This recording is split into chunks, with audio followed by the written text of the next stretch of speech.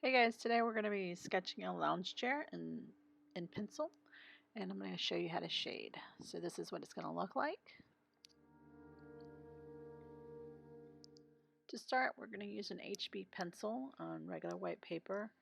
We're going to do the bottom of the box that this chair will sit in. So I'm just going to draw a cube-like form. I'll start that. I'm going to go ahead and sketch in where I think the seat height will be, the base of this chair, as well as the cushion.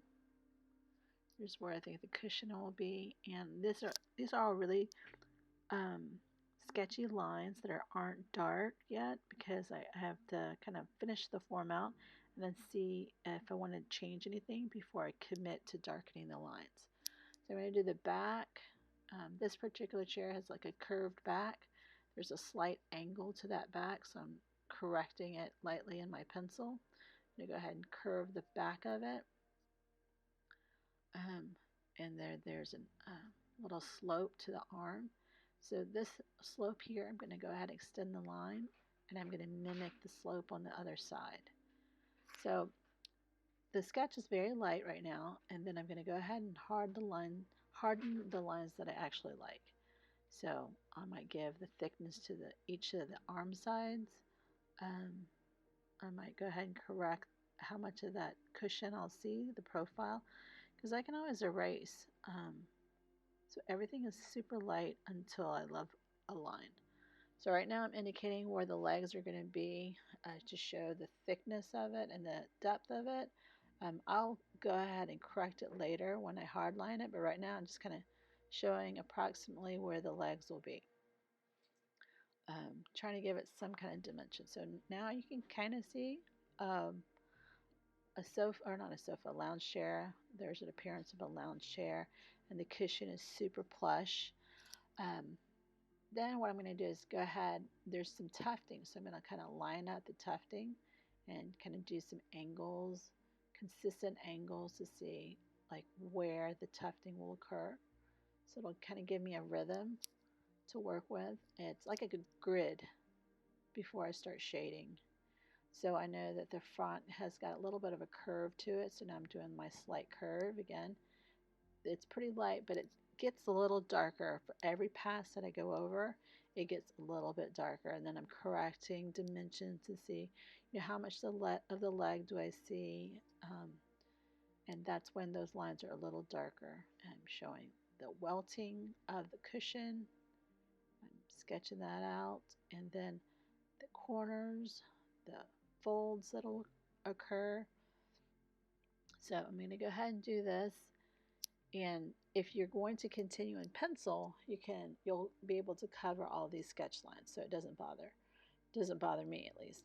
But if you're going to go ahead and continue in marker, then you can use this to kind of trace onto the marker paper, and then you can start laying down marker on it. So this is right now just getting to know the form and the shape.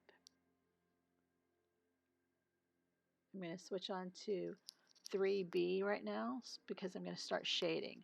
So I'm going to look at my reference image and see where is it dark, where is it light, where is it medium.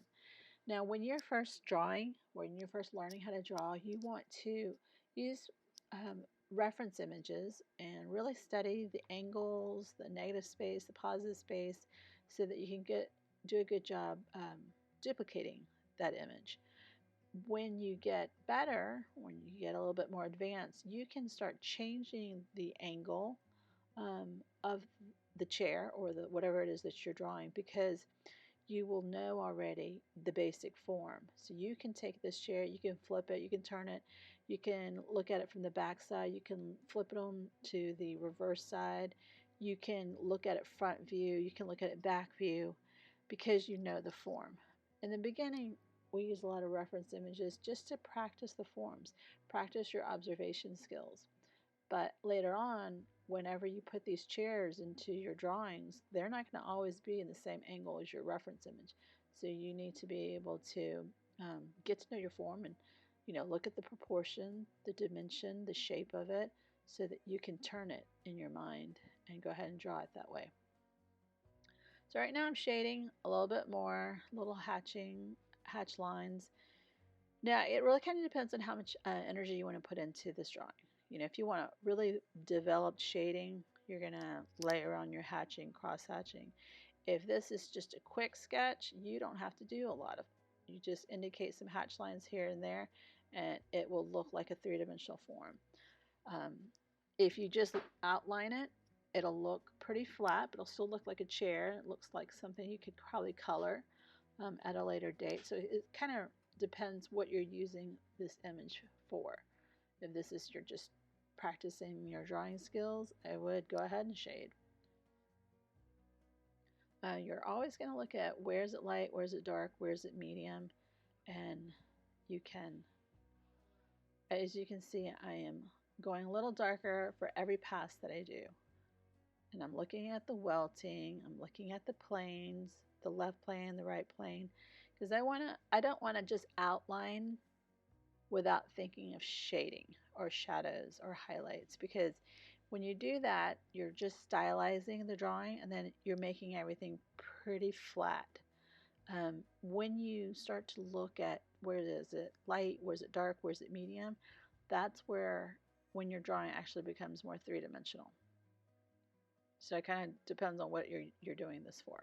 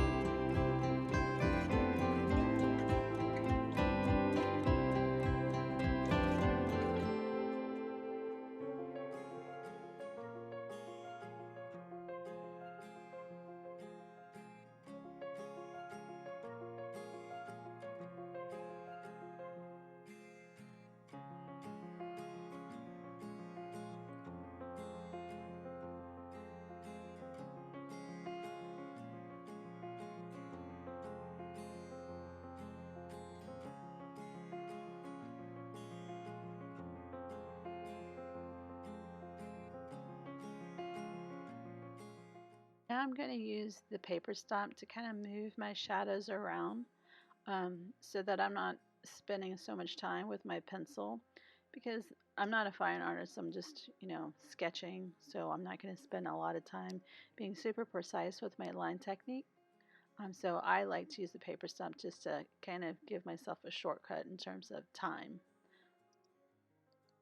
Now I'm going to use a 5B pencil, and I'm going to go ahead and darken this a little bit more, the edges, to get a darker value. The higher the number of the pencil, the softer the lead, and it's easier to get a darker value. It also is easier to get muddy, so you have to be careful about that. Try to either put a piece of paper underneath your hand so that you're not smearing, or just be super clean when you're working. But I'm going to right now go ahead and punch up some darker values and try to maintain some of my lighter values so it's more interesting. I personally like an image that has a range of value. So that's why I like to go darker in some areas, keep some medium tones, and then keep my light values. If it's too dark, it's boring. If it's too light, it's boring. I like a wide range of value.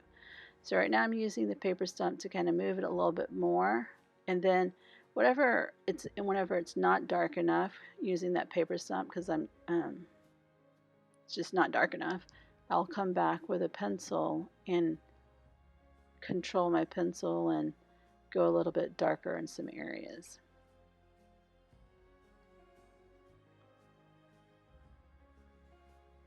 So I'm darkening up the edges underneath the welting, adding some darker values where I think it needs, so it has some kind of value contrast.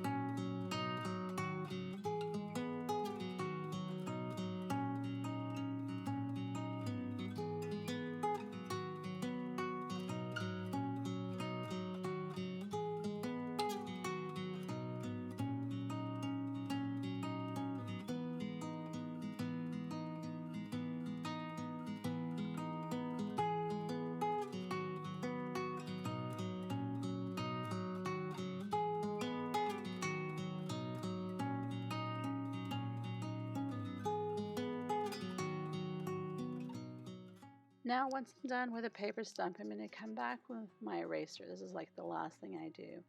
And wherever I want it to be highlighted areas, I will go and use the eraser. Make that a highlighted, a very sharp contrasting value. I'll do that. This is just with a regular office eraser, using it for writing or anything like that. But you can use a knead eraser. That's really nice if you have a specific texture that you're trying to create. You can use like this pencil eraser, but this is just a quick sketch, so I'm just using my basic office supplies for that one.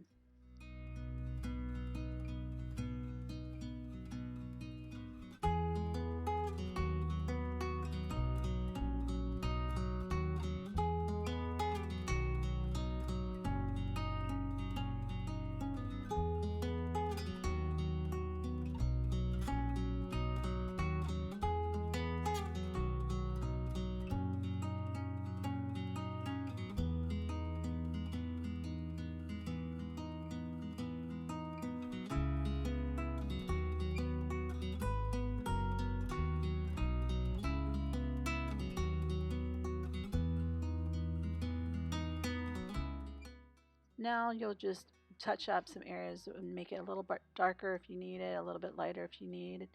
And you can use the paper stomp to drag out the values a little bit more. But that's basically it. This is how I approach shading a lounge chair. And I hope that helps you. I'll see you next time.